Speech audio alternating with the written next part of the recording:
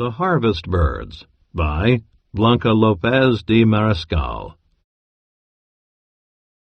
Juan ran into the town, shouting the good news. Instead of being happy for him, though, people laughed at him. "Better you should straighten up at my shop. Where you plant, not even weeds will grow," shouted the carpenter. "Don't waste your time, Juan. Come and work on this wheel," called the blacksmith.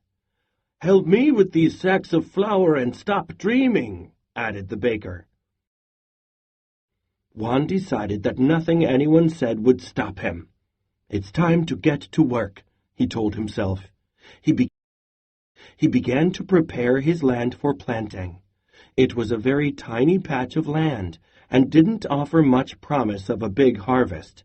Still, Juan kept working, watched over by his good friends, the Zanates. هيا تعلم فالعلم خير معين وتقرب به إلى الله رب العالمين.